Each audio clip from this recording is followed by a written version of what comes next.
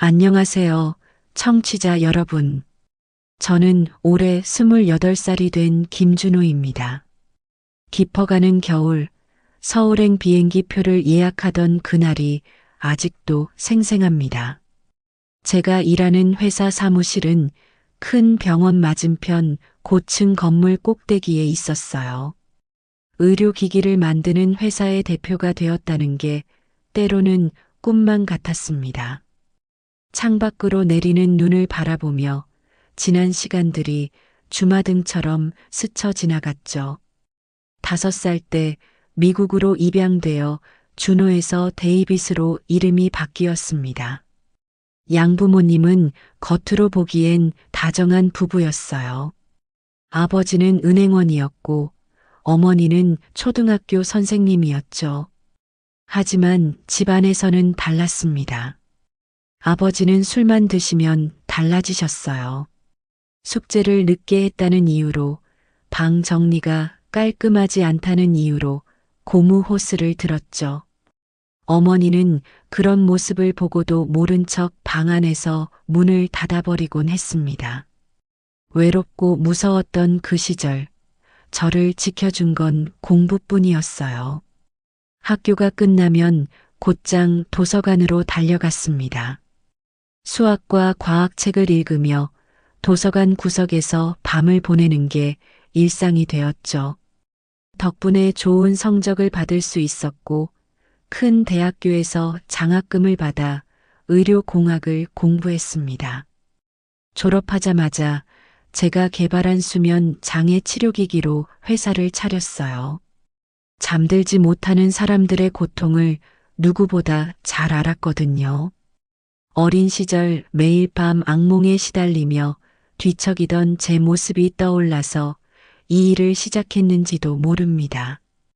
겉으로 보기엔 성공한 젊은 사업가였지만 마음속 깊은 곳에는 늘 채워지지 않는 구멍이 있었습니다. 공항에서 마지막으로 본 친어머니의 뒷모습이 지워지지 않았어요. 까만 머리를 따아내리고 낡은 갈색 코트를 입은 모습이었죠. 돌아서는 그 뒷모습을 보며 어린 제가 얼마나 서럽게 울었는지 모릅니다. 이제는 그 상처와 마주할 때가 되었다고 생각했습니다. 28이 되어서야 용기를 낸 거죠. 23년 만에 처음으로 한국행 비행기 표를 끊었습니다. 창밖에 눈발이 더욱 거세게 휘날렸지만 제 마음은 이상하게도 차분해졌어요. 어머니를 찾아 물어볼 게 있었습니다. 왜 저를 포기했는지, 그동안 단 한 번도 연락하지 않았는지, 23해 동안 쌓인 질문들을 안고 서울로 향했습니다. 이번만큼은 제가 먼저 등을 돌리지 않겠다고 다짐하면서요. 인천공항에 발을 딛는 순간 낯선 공기가 저를 반겼습니다. 23년 만에 귀환이었지만 이상하게도 낯설지만 익숙한 느낌이 들었어요. 공항 벽면의 한글들이 어렴풋이 눈에 들어왔습니다. 다행히도 어릴 때 배운 한글은 잊지 않았더라고요. 입양기관에서 받은 서류 한 장을 들고 강북구의 한 주소를 찾아갔습니다. 어머니의 마지막 주소지였죠. 하지만 그곳에는 이미 다른 건물이 들어서 있었어요. 주변 오래된 가게들을 돌아다니며 물어보았지만 20년도 더 된 이야기라 아는 사람이 없었습니다. 포기하지 않고 입양기관을 다시 찾았어요. 담당자분은 저를 기억하시더군요. 어머니의 예전 직장이었던 봉제 공장 주소를 찾아주셨습니다. 그곳도 지금은 문을 닫았지만 예전 공장 주인분의 연락처를 겨우 알아냈어요. 공장 주인분은 지금 수원에서 작은 옷수선 가게를 하고 계셨습니다. 찾아뵈니 반갑게 맞아주셨어요. 어머니의 이야기를 꺼내자 한참을 생각하시더니 수첩을 꺼내 한 주소를 적어주셨습니다. 의정부의 어느 시장 근처였어요. 몇 년 전에 우연히 마주쳤던 어머니가 그곳에서 작은 식당을 한다고 들었다고 하셨죠. 택시를 타고 의정부로 향하는 길, 창밖으로 스쳐 지나가는 한국의 풍경이 마치 어릴 적 기억처럼 희미하게 다가왔습니다. 시장에 도착해서 주변을 둘러보는데 가슴이 터질 것만 같았어요. 이제 곧 어머니를 만나게 된다는 생각에 온몸이 떨렸거든요. 좁은 시장 골목을 지나 적힌 주소를 찾아갔습니다. 허름한 간판이 달린 작은 식당이 보였어요. 순인의 백반집. 가게 유리창 너머로 음식을 나르는 주방 아주머니의 뒷모습이 보였습니다. 까만 머리를 틀어 올린 그 뒷모습에서 23해 전의 기억이 되살아났어요. 문을 열고 들어가려다 발걸음이 멈춰졌습니다. 이제 와서 무슨 말을 해야 할지, 어떤 표정을 지어야 할지 혼란스러웠어요. 분명 복수하겠다는 마음으로 찾아왔는데 막상 이렇게 선이 복잡한 감정이 밀려왔습니다. 한참을 서성이다 결국 그날은 식당 문을 열지 못했어요. 근처 여관방을 잡고 밤새 잠 못 이루며 고민했습니다. 다음 날 아침 시장은 이른 손님들로 북적였습니다. 여관에서 뜬 눈으로 밤을 보내고 나오니 새벽 공기가 차가웠어요. 잠도 못 자고 샤워도 하지 않은 채 어제 본 식당 앞에 다시 서 있었습니다. 이번에는 꼭 들어가리라 마음먹었죠. 문을 열자 밥과 국 냄새가 확 끼쳐왔어요. 아침 일찍부터 장사 준비로 분주한 가게 안에는 주방에서 무언가를 썰고 있는 아주머니 한 분이 보였습니다. 어제 봤던 그 뒷모습이었어요. 조용히 구석자리에 앉아 메뉴판을 집어들었지만 글자 하나도 눈에 들어오지 않았습니다. 얼마 후 주방에서 나오신 아주머니가 제게 다가오셨어요. 어서 오세요. 아침 드시러 오셨어요? 23해 만에 듣는 어머니의 목소리였습니다. 하지만 제 목소리는 나오지 않았어요. 그저 고개를 끄덕이는 것이 고작이었죠. 어머니는 저를 알아보지 못하셨습니다. 그도 그럴 것이 5살 어린아이가 이제는 28살의 청년이 되어 있었으니까요. 머리는 짧게 깎았고 양복을 입은 모습은 외국에서 온 사업가처럼 보였을 겁니다. 김치찌개를 시켰어요. 어머니는 투박한 손으로 밥그릇을 내려놓으셨습니다. 그 손을 보니 마음이 아팠어요. 거칠고 굵은 손마디, 화상 자국 같은 흉터들. 지난 세월이 고스란히 담겨 있었습니다. 밥을 먹는 내내 어머니를 몰래 지켜보았어요. 주방과 홀을 오가며 부지런히 일하시는 모습이 안쓰러웠습니다. 예전에 제가 상상했던 모습과는 달랐어요. 호화로운 삶을 살고 있을 거라 생각했는데 실제는 작은 백반집에서 혼자 고된 일을 하고 계셨으니까요. 식사를 마치고 계산을 하려는데 어머니가 밝게 웃으시며 말씀하셨어요. 처음 오신 것 같은데 많이 드셔요. 반찬 더 드릴까요? 그 순간 눈물이 날 것 같았습니다. 23년 전 공항에서 마지막으로 들었던 말이 떠올랐거든요. 준호야, 잘 먹고 건강하게 자라. 하지만 저는 아무 말도 하지 못했습니다. 조용히 10,000원짜리 지폐를 내밀고 가게를 나왔어요. 바깥 공기가 차가웠지만 가슴 한켠이 뜨거워지는 게 느껴졌습니다. 복수를 위해 찾아온 발걸음이었는데 왜 이렇게 마음이 복잡해지는지 알 수 없었어요. 어머니의 식당을 나온 후 저는 시장 주변을 배회했습니다. 이 동네에서 오래 장사하신 분들을 찾아다니며 어머니의 이야기를 모았어요. 청가물 가게 할머니께서 가장 많은 이야기를 해주셨습니다. 순이? 그 여자 참 불쌍한 사람이요. 식당 열기 전에는 포장마차도 하고 가정집 식모살이도 했다고 하더만 할머니의 말씀에 가슴이 저려왔어요. 여기 온 지는 5년 됐나? 처음엔 새벽부터 밤늦게까지 포장마차를 했어. 비 오나 눈 오나. 그러다 겨우 식당 자리를 얻었지. 어머니의 지난 삶이 조금씩 그려지기 시작했습니다. 과일 도매상 아저씨는 또 다른 이야기를 들려주셨어요. 순희 씨가 처음 이 시장에 왔을 때는 많이 아파 보였어.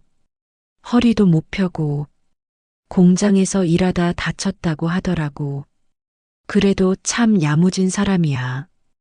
혼자서 장사 자리 잡을 때까지 얼마나 고생했는지.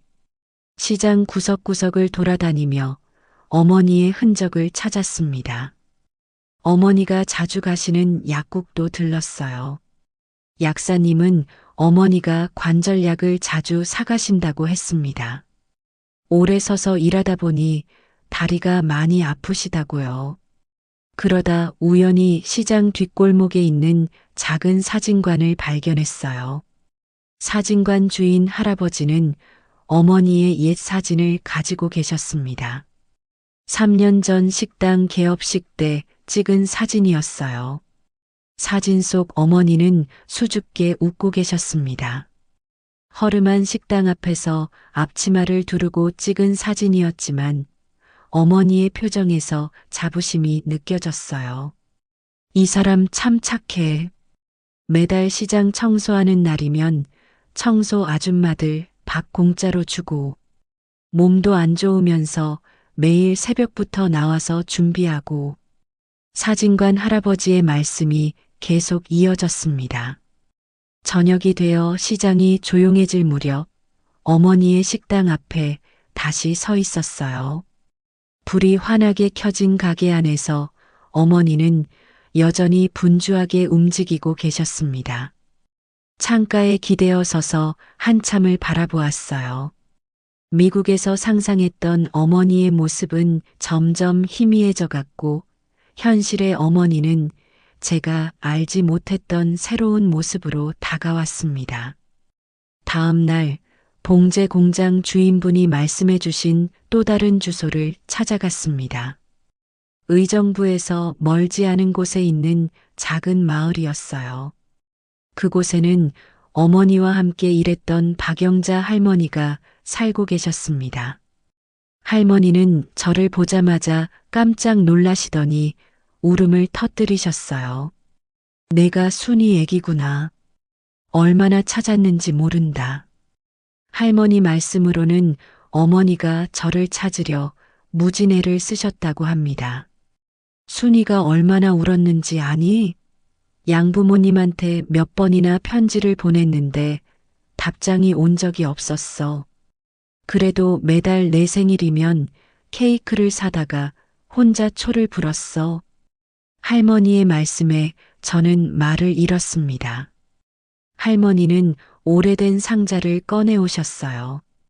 그 안에는 어머니가 모아두었던 제 흔적들이 가득했습니다. 입양 동의서 사본, 제가 탔던 비행기 표, 그리고 낡은 폴라로이드 사진 한 장. 5살의 제가 어머니 품에 안겨 있는 사진이었어요.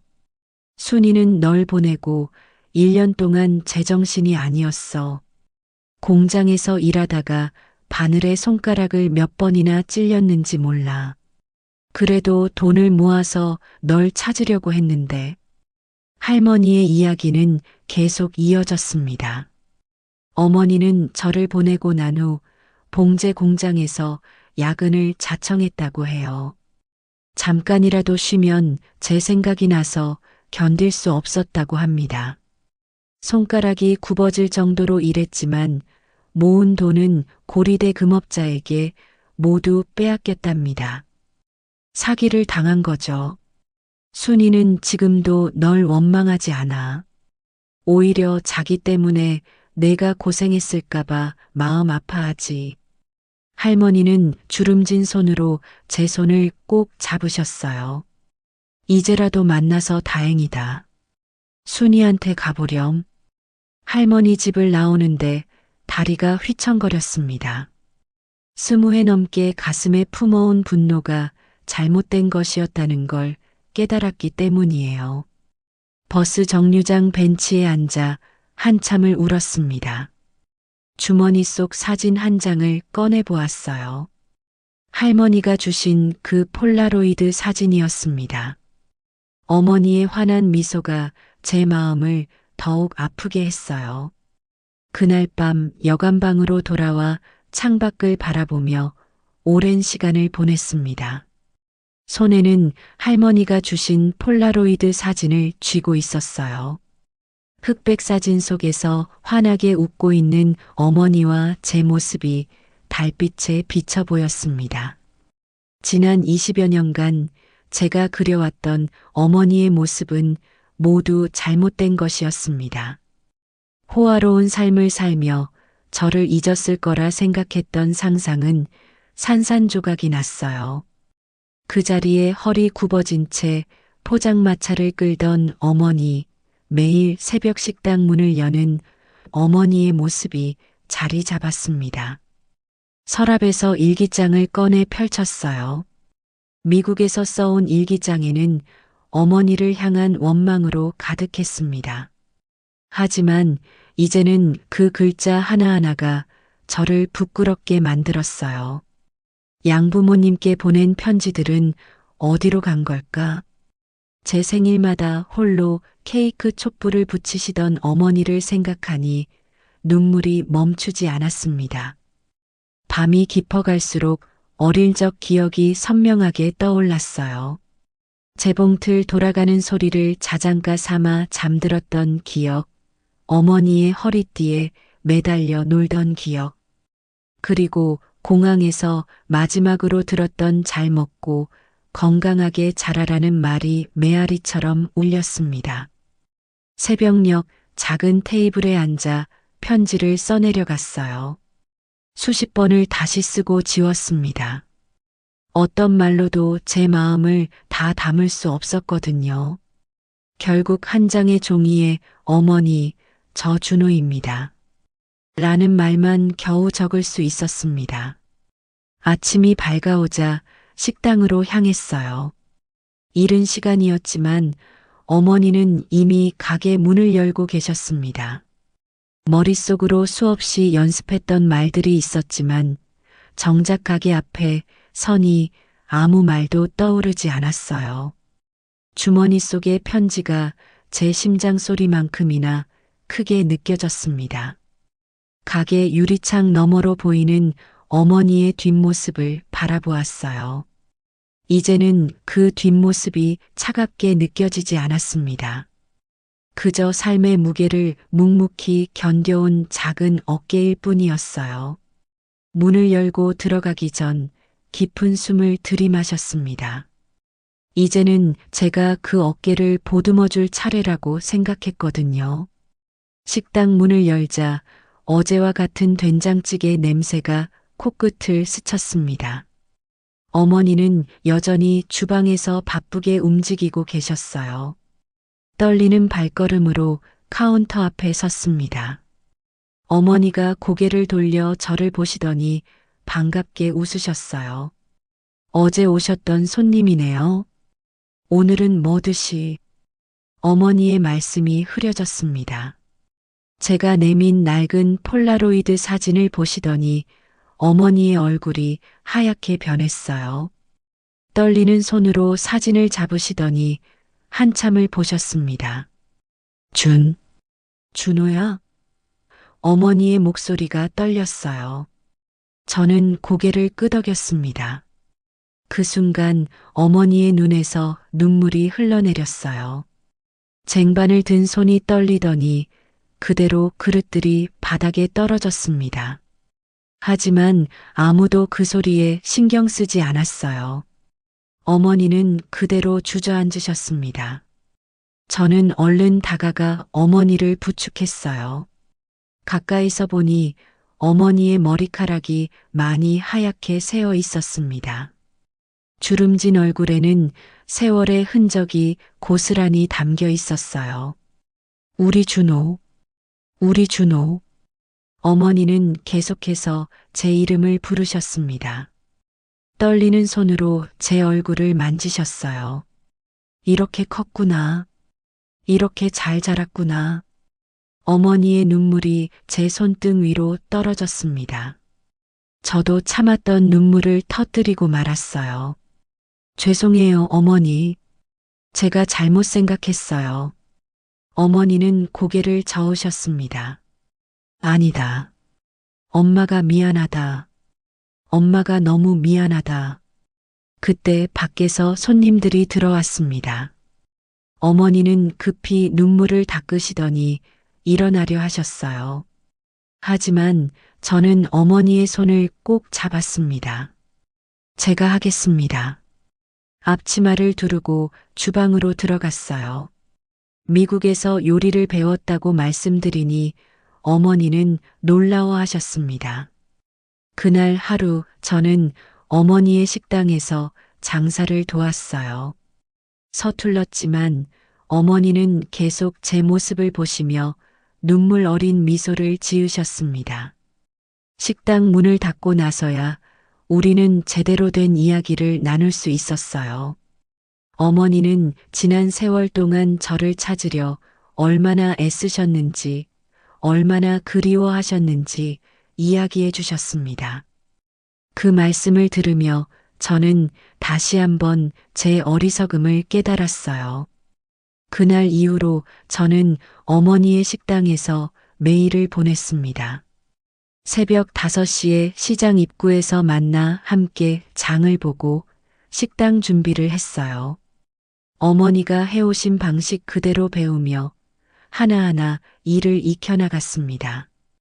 어머니는 제가 미국에서 큰 회사를 운영한다는 걸 아시고는 놀라셨어요. 이런 허름한 식당에서 내가 뭐하러 하시면서 괜히 미안해 하셨습니다. 하지만 저는 행복했어요. 어린 시절 놓쳤던 시간들을 이제라도 채워나갈 수 있다는 게 감사했거든요. 장사가 한가할 때면 어머니는 제게 지난 이야기를 들려주셨어요. 제가 3살 때 아버지가 교통사고로 돌아가시고 어머니 혼자 저를 키우셨답니다. 봉제 공장에서 일하면서도 저를 업고 다니셨대요. 하지만 공장이 문을 닫고 빚쟁이들이 찾아오면서 결국 저를 보낼 수밖에 없었다고. 내가 좋은 부모 만나서 잘 자랄 거라고 생각했는데 어머니는 먹먹한 목소리로 말씀하셨어요. 양부모님의 학대 이야기는 차마 꺼내지 못했습니다. 대신 이제부터는 제가 어머니 곁에서 효도하며 살겠습니다. 라고 약속드렸어요. 어느 날 단골 손님이셨던 할머니께서 우리 모자를 보시더니 순희 씨, 아들이랑 똑같이 생겼네. 라고 하셨습니다. 그 말씀에 어머니는 얼굴 가득 미소를 지으셨어요. 저도 모르게 코끝이 찡해졌습니다. 식당 일을 거들면서 어머니의 건강이 좋지 않다는 걸 알게 되었어요. 오래 서 있으면 다리가 붓고 허리도 많이 아프셨거든요. 병원에 모시고 가려 했지만 어머니는 장사 못하면 어떡하냐며 거절하셨습니다. 그래서 저는 결심했어요. 식당 옆 건물에 작은 사무실을 얻어 미국 회사 일을 보기로 했습니다. 화상회의로 충분히 할 수 있는 일이었거든요. 아침엔 어머니와 함께 식당을 열고 낮에는 회사 일을 하고 저녁엔 다시 식당을 돕는 생활이 시작되었어요. 한 달이 지나고 계절이 바뀌었습니다. 시장 골목에도 봄바람이 불어오기 시작했어요. 어머니의 식당은 조금씩 달라지고 있었습니다. 낡은 간판을 새로 바꾸고 주방 기구들도 새 것으로 교체했어요. 어머니는 처음엔 돈 낭비라며 만류하셨지만 제가 고집을 부려 받아들이셨습니다. 어머니도 조금씩 변하고 계셨어요. 허리를 펴고 걷는 날이 많아지셨고 웃음소리도 커지셨습니다. 주말이면 동네 공원을 산책하는 것이 우리의 일과가 되었어요. 벚꽃이 필 때쯤 어머니는 처음으로 제 어린 시절 이야기를 꺼내셨습니다. 내가 3살 때부터 밥을 혼자 먹으려고 했어. 숟가락도 제대로 못 잡으면서. 어머니의 목소리에는 그리움이 가득했어요. 크리스마스 때 산타 할아버지 만나고 싶다고 조르던 것도 기억나. 그때는 돈이 없어서 장난감 하나 못 사줬는데 저는 어머니의 손을 꼭 잡았습니다. 이제는 제가 어머니의 산타가 되어 드릴게요. 어머니는 눈물을 훔치시며 웃으셨어요. 그날 저녁 우리는 처음으로 식당 문을 일찍 닫았습니다. 대신 집에서 함께 요리를 했어요. 어머니가 가르쳐 주시는 김치찌개 비법을 배우면서 잃어버린 시간을 조금씩 되찾아가는 기분이었습니다. 시장 사람들도 우리 모자를 보며 기뻐해 주셨어요. 순희 씨가 달라졌어. 얼굴에 빛이 나. 아들이랑 같이 있으니까 10살은 젊어진 것 같아. 이런 말씀들을 들을 때마다 가슴이 따뜻해졌습니다. 어느 날 저녁 어머니께서 낡은 종이 상자를 꺼내 오셨어요. 그 안에는 제 어린 시절 사진들과 함께 20통이 넘는 편지가 있었습니다. 모두 양부모님께 보냈던 것들이었죠. 이런 것까지 가지고 계셨어요? 어머니는 부끄러운 듯 웃으셨습니다. 내 소식이라도 들을까 싶어서. 그날 밤 저는 오래된 일기장을 꺼내 찢어버렸습니다. 어머니를 향한 원망으로 가득 찼던 그 페이지들이 이제는 필요 없어졌거든요.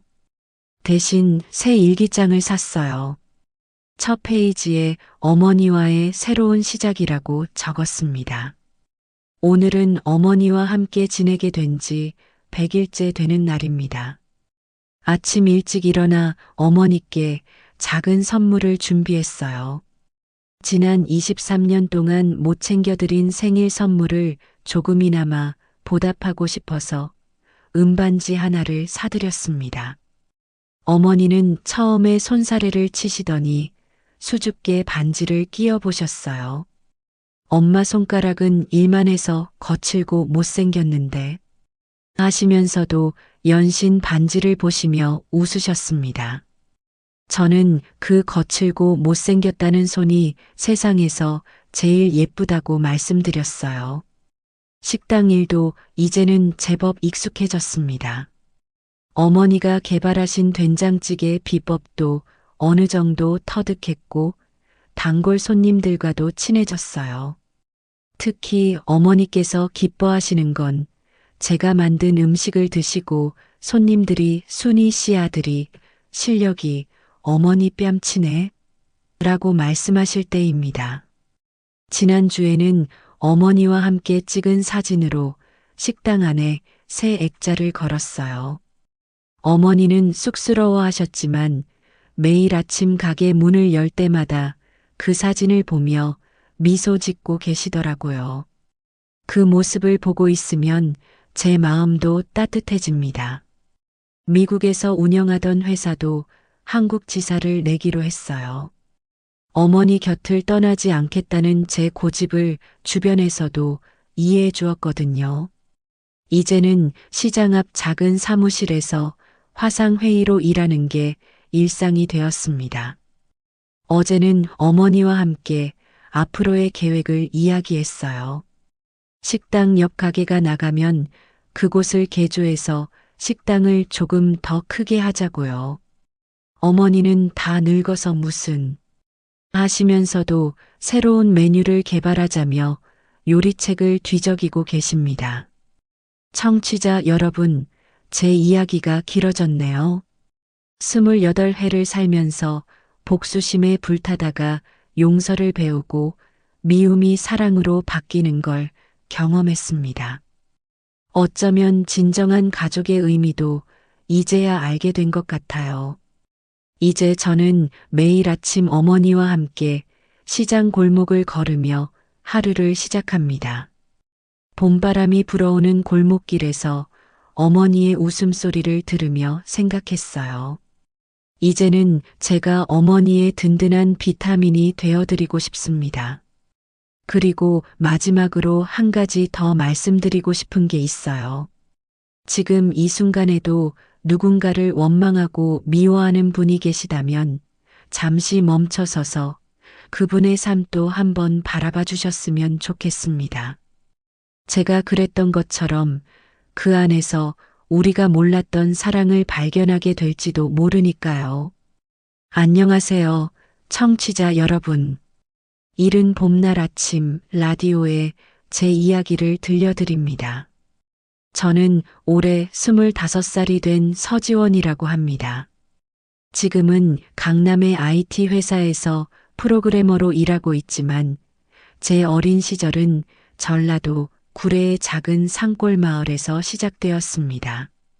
창밖으로 스치는 도시의 불빛을 바라보며 문득 할머니의 댁 마루에 걸려있던 낡은 전구가 떠올랐습니다.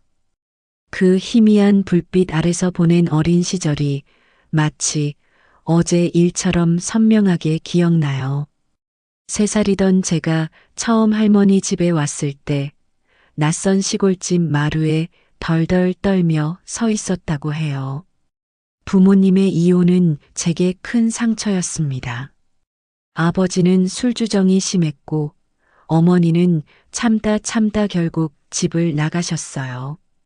두 분 다 새로운 가정을 꾸리시면서 저는 할머니께 맡겨졌죠. 잠시만 맡길게요. 라던 부모님의 말씀은 영영 지켜지지 않았습니다. 할머니는 제가 세상에서 제일 싫어하던 말씀이 있으셨어요. 지원아, 엄마 아빠는 너를 사랑한다. 그때마다 저는 화를 냈습니다. 사랑한다면 왜 연락 한 번 없는지, 왜 명절에도 보러 오지 않는지, 어린 마음에 이해할 수 없는 것들이 너무 많았거든요. 할머니는 저를 키우시느라 고생이 많으셨습니다.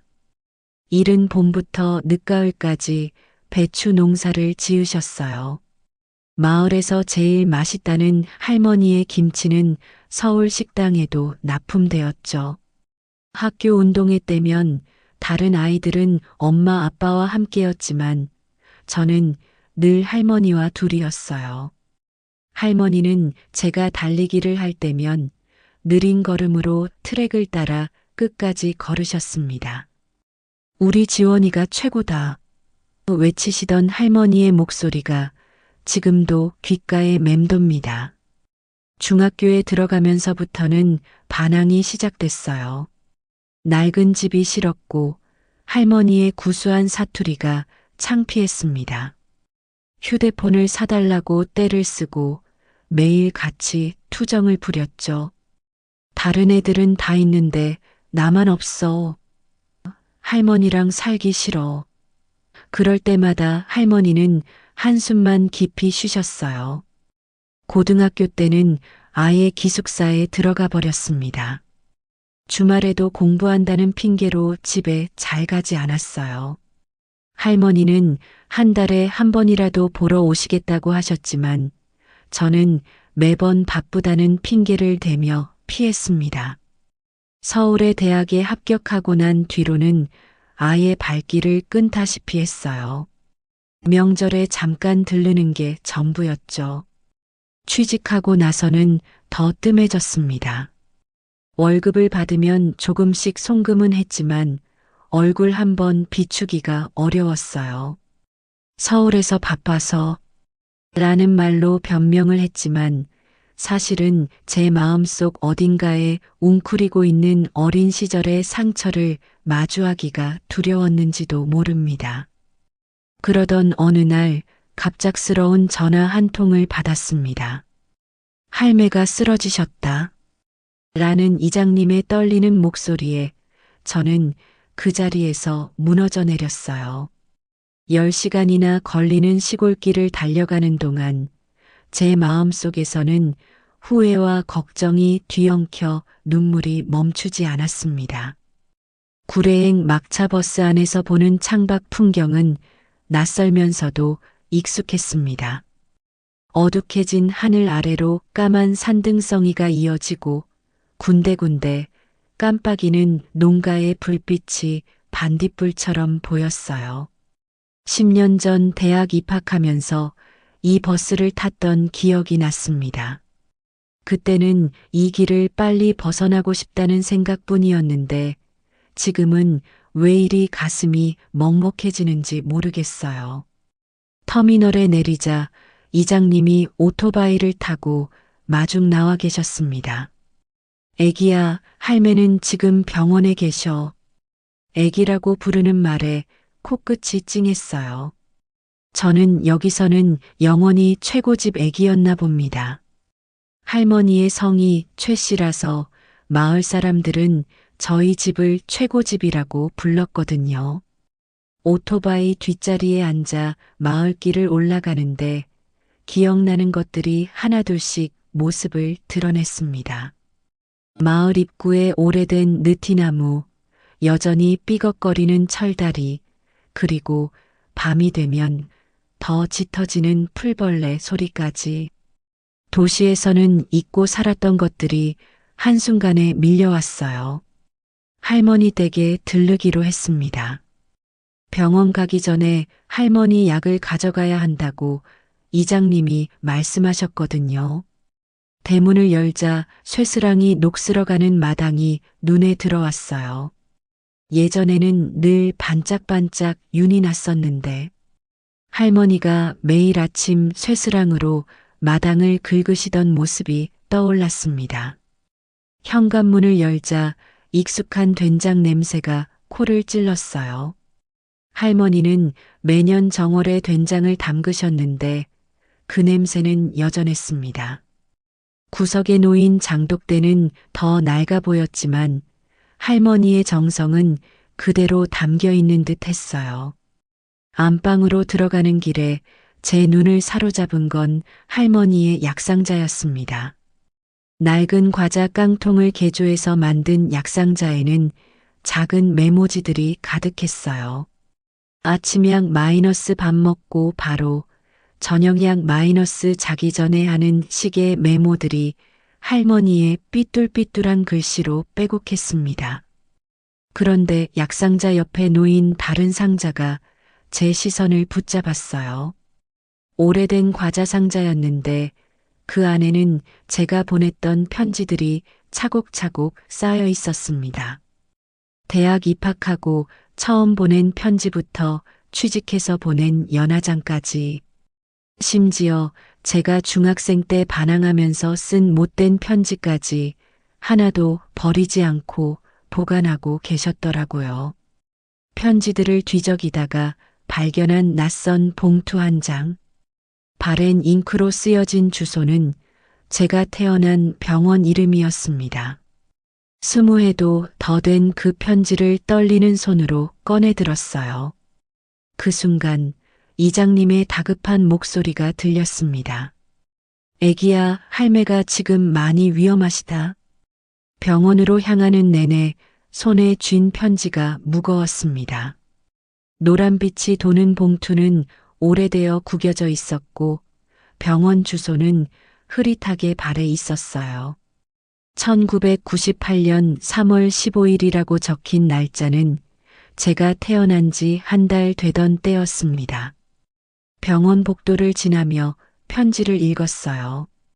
여러 번 접었다 폈다 한 듯 구겨진 종이에는 제 어머니의 글씨가 가득했습니다. 어머님, 죄송합니다. 저는 지원이를 키울 자신이 없습니다. 남편의 폭력에서 도망치다 보니 이제 제가 갈 곳도 의지할 곳도 없네요.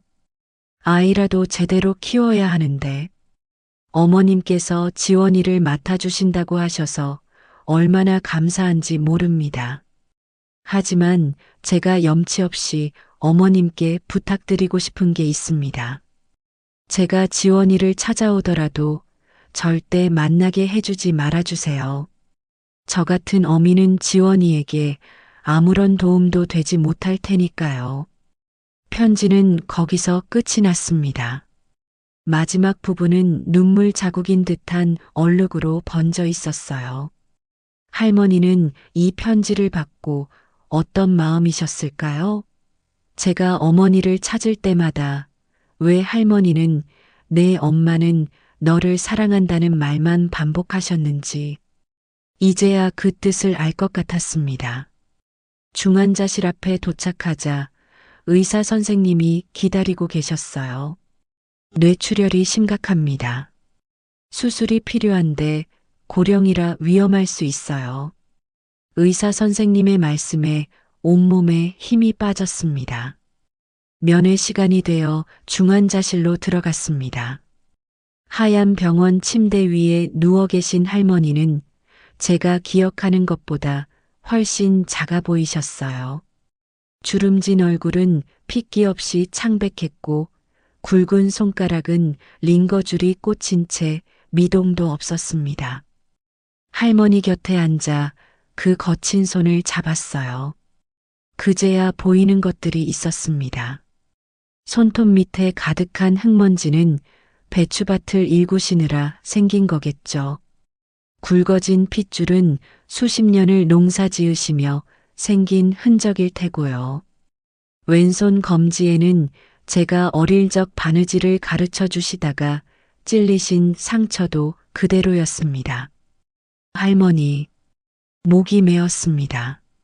하고 싶은 말은 많은데 아무 말도 나오지 않았어요. 대신 뜨거운 눈물이 할머니의 손등 위로 뚝뚝 떨어졌습니다. 그때 할머니의 손가락이 살며시 움직였어요. 눈을 뜨신 할머니는 희미하게 미소를 지으셨습니다.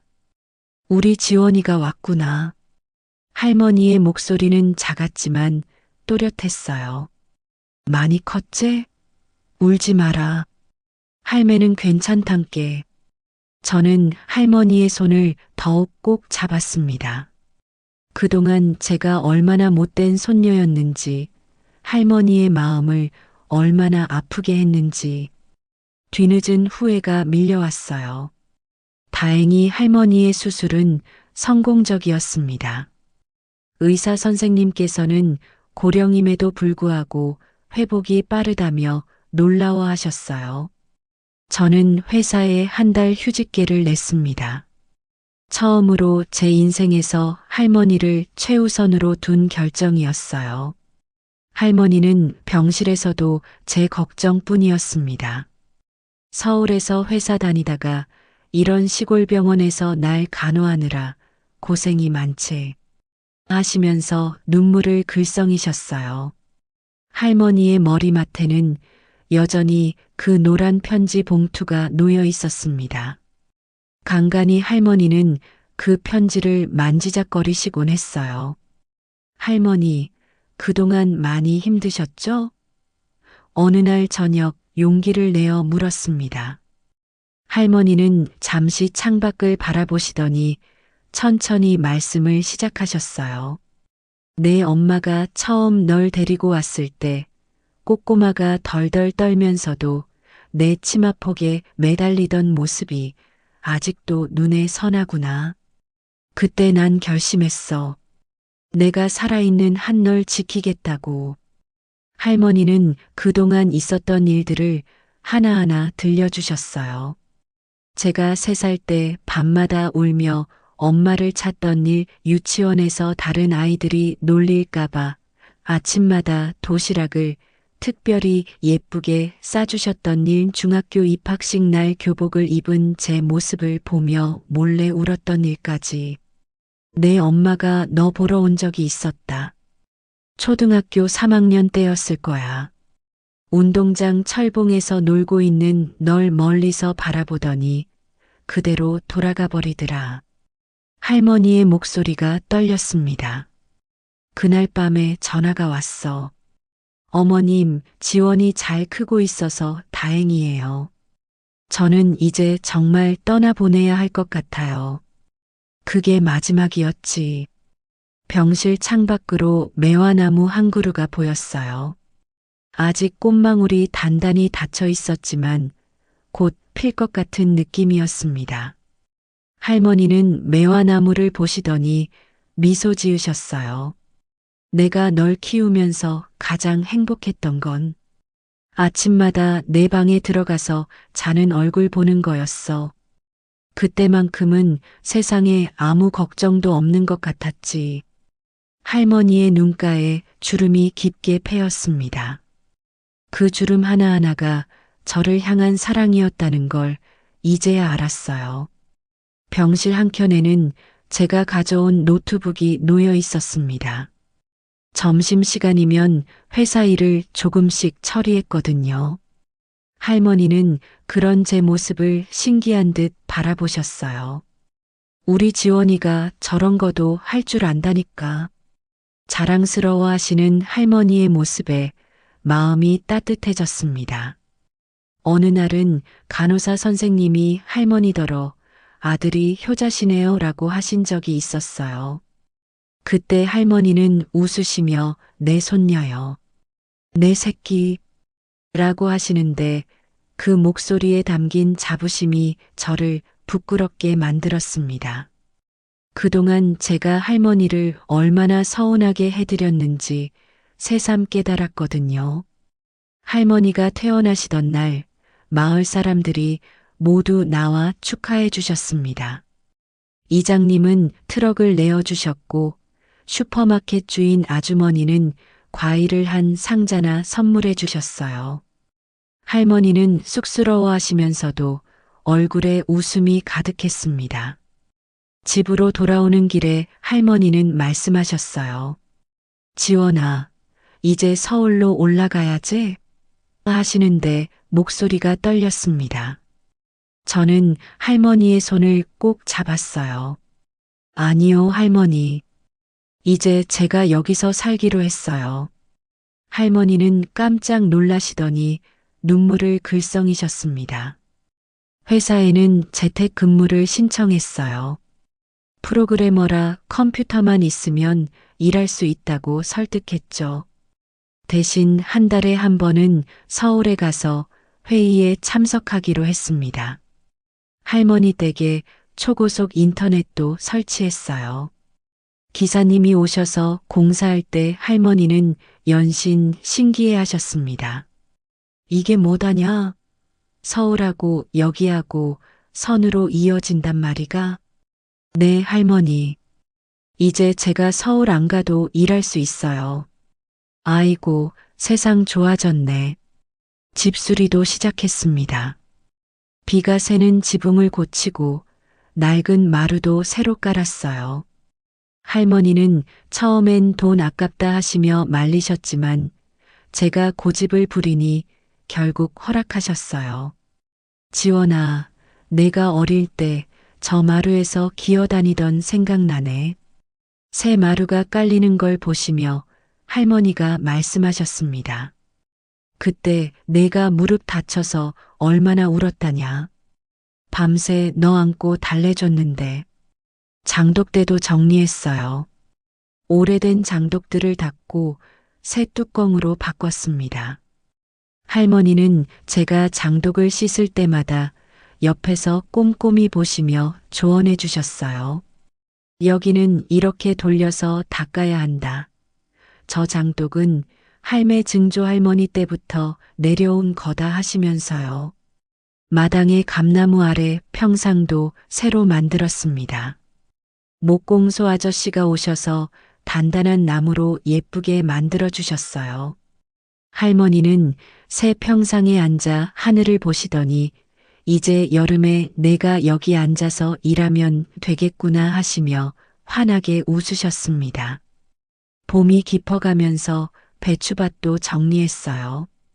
할머니는 아직 몸이 약하셔서 일은 못하시고 저한테 하나하나 가르쳐 주셨습니다.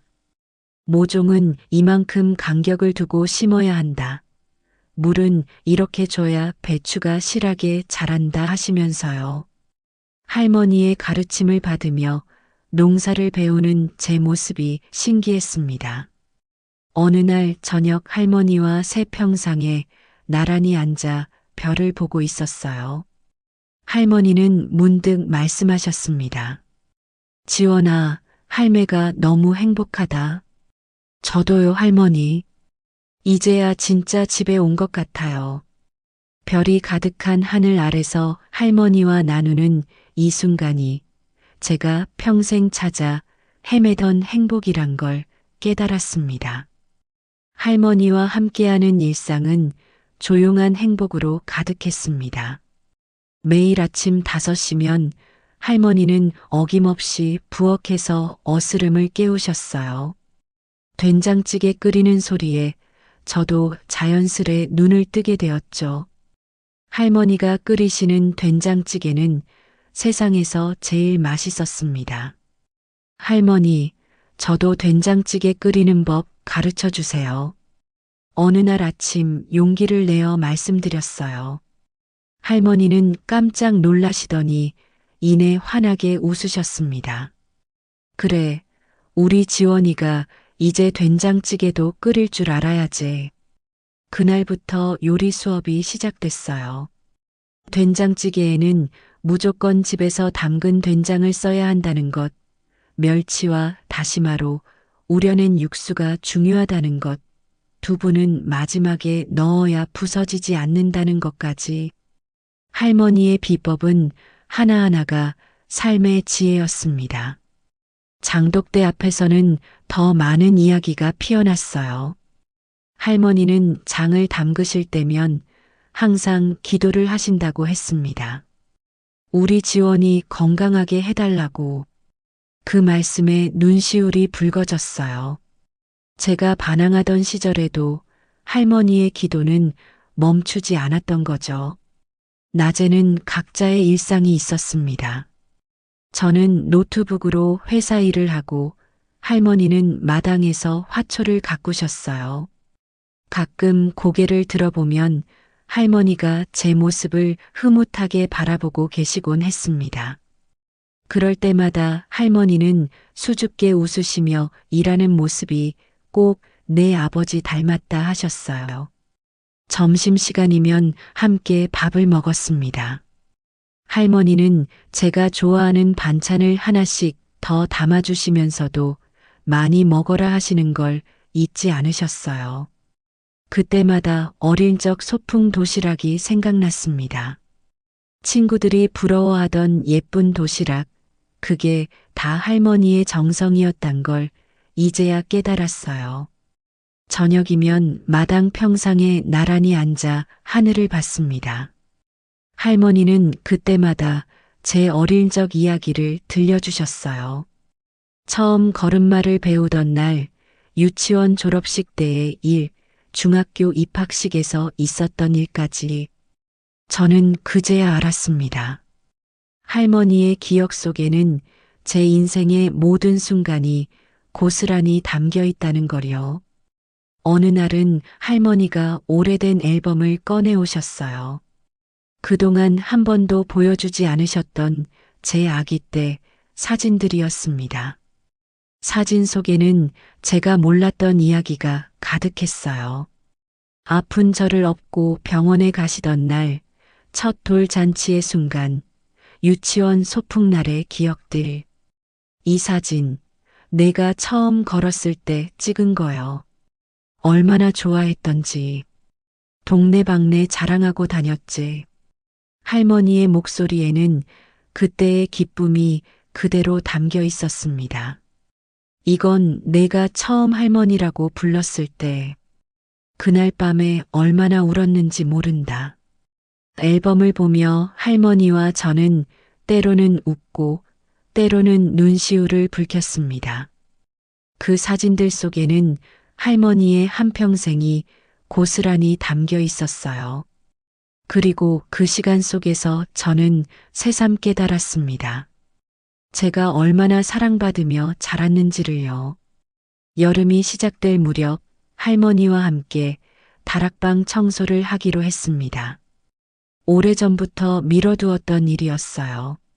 낡은 계단을 올라 다락문을 열자 먼지 섞인 공기가 훅 끼쳐왔습니다. 조심해라. 여기 보물이 많이 있어.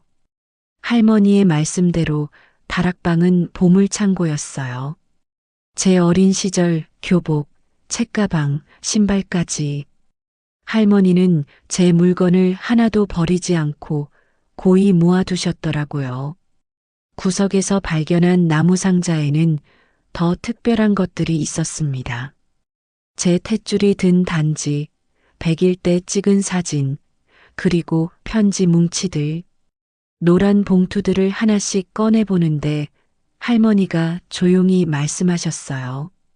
그건 내 아버지가 보낸 편지들이야. 떨리는 손으로 편지를 펼쳤습니다. 까맣게 변색된 종이에는 낯선 필체가 가득했어요. 어머님, 죄송합니다. 술에 절어 사는 제가 우리 지원이 아버지 자격이 있을까요? 지원이가 저 같은 아버지를 두어 얼마나 부끄러울까요? 어머님께서 키워주시니 이제는 마음이 놓입니다. 편지들은 모두 비슷한 내용이었어요. 자책과 후회, 그리고 저를 향한 그리움. 마지막 편지는 제가 10살 때쯤 쓰인 것이었습니다. 어머님, 이제 정말 떠납니다. 지원이에게 절대 제 소식을 전하지 말아주세요. 제가 없는 게 지원이를 위한 길일 것 같습니다. 다만 부탁드립니다. 지원이가 가끔 아버지를 찾으면 아버지가 지원이를 사랑한다고 꼭 그것만은 전해주세요. 할머니는 편지를 보는 제 어깨를 살며시 감싸 안으셨어요. 할머니, 왜 이걸 이제야? 내가 준비될 때까지 기다렸다, 지원아. 그제야 이해가 되었습니다. 제가 아버지를 원망할 때마다 할머니가 하시던 말씀들, 내 아버지도 너를 사랑한다 하시던 그 말씀의 의미를요.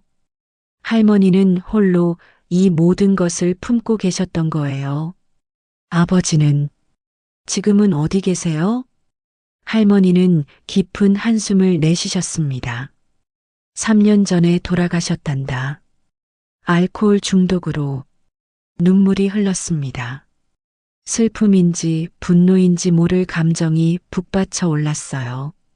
할머니는 제 등을 가만히 쓰다듬어 주셨습니다. 지원아, 내 아버지도 많이 아팠던 사람이었어. 너를 사랑하지 않아서가 아니라 너무 사랑해서 오히려 멀어진 거였어. 다락방의 작은 창으로 석양이 비쳐들었어요. 할머니와 저는 오랫동안 그 자리에 앉아 있었습니다. 아무 말도 하지 않았지만 그 침묵 속에서 우리는 더 깊은 이야기를 나누고 있었어요. 할머니, 저는 정말 다행이에요. 할머니가 제 할머니라서. 할머니는 제 머리를 쓰다듬으시며 빙그레 웃으셨습니다. 나도 다행이다. 네가 내 손녀라서. 아버지의 편지를 읽은 후 저는 큰 결심을 하게 되었습니다. 할머니의 배추밭을 더 크게 일구어 제대로 된 농사를 짓기로 한 거예요. 할머니가 평생 일구어 오신 이 터전을 이어가고 싶었습니다. 지원아, 힘들 텐데. 할머니는 걱정스러운 눈빛으로 말씀하셨지만 제 결심은 확고했어요. 할머니, 이제는 제가 할머니 도와드릴 차례예요. 제가 회사 일하면서도 할 수 있어요. 처음에는 서툴렀습니다. 모종을 심다가 망치기도 하고 물주기 타이밍을 놓쳐서 배추가 시들기도 했어요. 하지만 할머니는 한 번도 저를 나무라지 않으셨습니다. 대신 꼼꼼하게 가르쳐 주셨어요. 배추는 마음이 여려. 내가 웃으면서 심어야 잘 자란단다. 할머니의 말씀대로였어요. 정성껏 돌본 배추들은 하루가 다르게 자라났습니다. 어느 날은 마을 청년회에서 연락이 왔어요. 젊은이들이 하나둘 떠나가는 마을에 제가 정착했다는 소식을 듣고 함께 마을 발전을 위해 일해보자고 하더군요. 저는 기꺼이 동참했습니다. 첫 번째 프로젝트는 마을 온라인 장터였어요.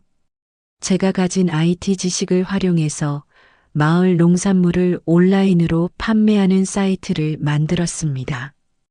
할머니의 김치를 첫 상품으로 올렸죠. 지원아, 이게 뭐다냐? 컴퓨터로 김치를 판다고? 할머니는 신기해 하시면서도 걱정스러워 하셨어요. 하지만 첫 주문이 들어왔을 때 할머니의 눈시울이 붉어지셨습니다. 서울에서 우리 김치를 사겠다고? 아이고. 주문은 입소문을 타고 점점 늘어났어요. 할머니의 김치를 맛본 손님들이 SNS에 후기를 올리기 시작했거든요. 시골 할머니의 진짜 김치, 잊고 있던 어릴 적 그 맛이라는 댓글들이 달렸습니다. 마을 다른 농가들의 참여도 늘어났어요. 순이 할머니네 고추장 말자 할머니네 된장, 영수 아저씨네 딸기. 마을 특산품들이 하나둘 온라인 장터에 자리 잡았습니다. 우리 지원이가 마을을 살리는구나. 할머니는 자랑스러워 하시면서도 저를 걱정하셨어요. 회사 일에 농사 일에 마을 일까지 너무 무리하는 거 아니냐고요. 하지만 저는 행복했습니다. 특히 기뻤던 건 온라인 장터 덕분에 젊은이들이 하나둘 마을로 돌아오기 시작했다는 거예요. 농사와 인터넷을 접목시키니 수입이 괜찮다는 소문이 난 덕분이었죠. 빈집이었던 마을 골목에 다시 불빛이 하나둘 켜지기 시작했습니다.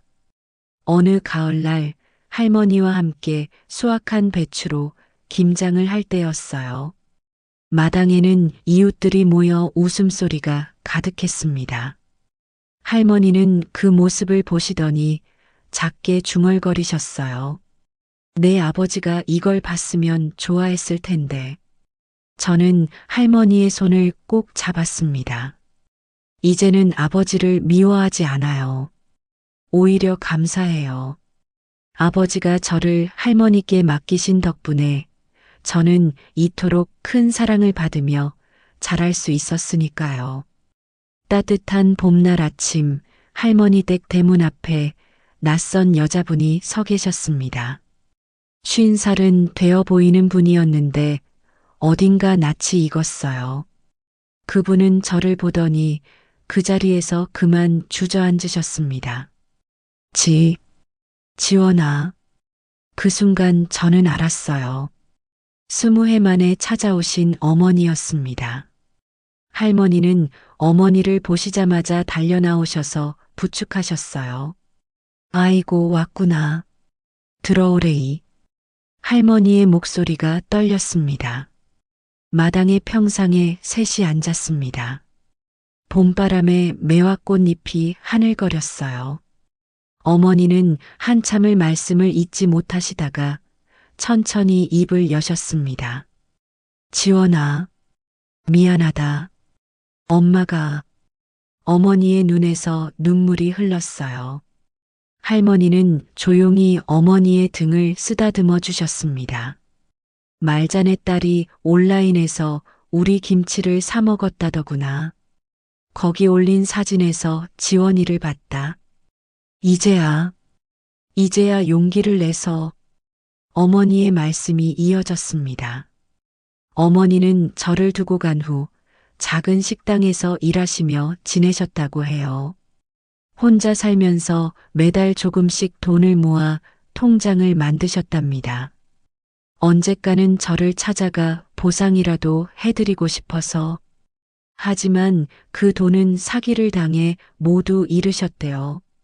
그때 내가 얼마나 보고 싶었는지. 하지만 빈손으로 찾아갈 용기가 없었어. 어머니의 이야기를 들으며 할머니는 계속 고개를 끄덕이셨어요. 다 지나간 일이여. 이제 왔으니 됐어. 저는 조용히 자리에서 일어나 부엌으로 향했습니다. 할머니께 배운 대로 된장찌개를 끓이기 시작했어요. 어머니는 놀란 듯 저를 바라보셨습니다. 할머니께 배웠어요. 어머니 입맛에도 맞았으면 좋겠네요. 제 말에 어머니는 또다시 눈물을 보이셨어요. 식사를 하면서 우리는 많은 이야기를 나눴습니다. 어머니는 그동안의 삶을 조금씩 들려주셨고, 저는 할머니와 함께한 시간들을 이야기했어요. 할머니는 우리 모녀의 이야기를 조용히 들으시며 때때로 거듭 말씀을 해주셨습니다. 지원아, 엄마를 용서할 수 있을까? 어머니가 조심스레 물으셨어요. 저는 잠시 생각에 잠겼습니다. 그리고 천천히 대답했어요. 용서는 이미 오래전에 했어요. 할머니께서 가르쳐 주셨거든요. 미움이 얼마나 마음을 아프게 하는지. 할머니는 그런 저희를 바라보시며 활짝 웃으셨습니다. 매화나무 아래 평상에서 보내는 그 봄날의 오후는 우리 모두에게 새로운 시작이 되었어요. 1년이 지났습니다.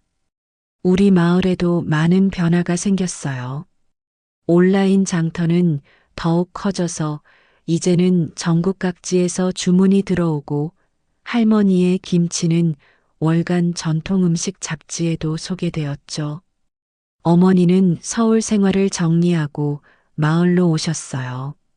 처음에는 어색했지만 할머니께서 옛날 이야기를 들려주시면서 자연스럽게 우리는 가족이 되어갔습니다. 어머니는 이제 할머니와 함께 김치를 담그세요. 어머니의 손맛이 더해져 김치 맛이 더 좋아졌다고 손님들이 말씀하시네요. 지원아, 엄마랑 할머니가 담근 김치 맛이 어떠노? 어머니가 수줍게 물으실 때면 할머니는 뿌듯한 미소를 지으세요. 우리 며느리가 손맛이 좋다니께. 마을에는 청년들이 하나둘 늘어났어요. 빈집을 고쳐 게스트하우스를 만들고 농사와 IT를 접목한 스마트팜도 생겼습니다. 도시 아이들이 체험학습을 오기도 하고 주말이면 캠핑을 오는 가족들도 많아졌어요. 할머니는 요즘 마을 할머니들과 함께 할매들의 이야기 교실을 여셨답니다. 옛날 이야기를 들려주시고 김치와 장 담그는 법을 가르쳐 주시는 거예요. 도시에서 온 젊은이들이 열심히 배워가는 모습을 보시면서 할머니는 더욱 행복해 하세요. 지원아, 할매가 너무 늙어서 걱정이었는데 이제는 마음이 놓인다. 어느 날 할머니가 문득 그런 말씀을 하셨어요. 우리 지원이가 있고 네 엄마도 있고 마을도 이렇게 살아났으니. 며칠 전에는 특별한 손님들이 찾아왔습니다. 서울의 한 방송국에서 사라져가는 맛을 지키는 사람들이라는 프로그램을 찍으러 오셨어요. 할머니의 김치 이야기, 우리 마을의 변화, 그리고 새 여자의 이야기를 담아간다고 하셨죠. 촬영하는 내내 할머니는 쑥스러워하셨지만 카메라 앞에서도 변함없이 정갈한 손끝으로 배추를 다듬으셨어요. 어머니는 할머니 곁에서 조용히 거들면서 때때로 미소를 지으셨고요. 이제 저는 매일 아침 두 분의 모습을 바라보며 하루를 시작합니다. 할머니와 어머니가 부엌에서 나누시는 이야기 소리, 된장찌개 끓는 냄새, 마당에 널린 빨래가 바람에 나부끼는 모습. 이 모든 것이 제게는 삶의 위안이 되었어요. 청취자 여러분, 제 이야기가 길어졌네요. 하지만 이제야 말씀드리고 싶은 게 있습니다. 우리 모두에게는 저마다의 상처가 있고 그 상처가 아물기까지 오랜 시간이 필요할지도 모릅니다. 하지만 포기하지 마세요. 할머니께서 늘 말씀하시듯 세상에 영원한 겨울은 없답니다. 봄이 오면 매화가 피고, 여름이면 장독대에 햇살이 비치고, 가을이면 배추밭에 이슬이 맺히고, 겨울이면 김장독에서 새로운 맛이 숙성되듯 우리의 마음도 계절처럼 변화하면서 조금씩 자라나는 거겠죠. 지금 이 순간에도 어딘가에서 누군가의 봄이 시작되고 있을 거예요.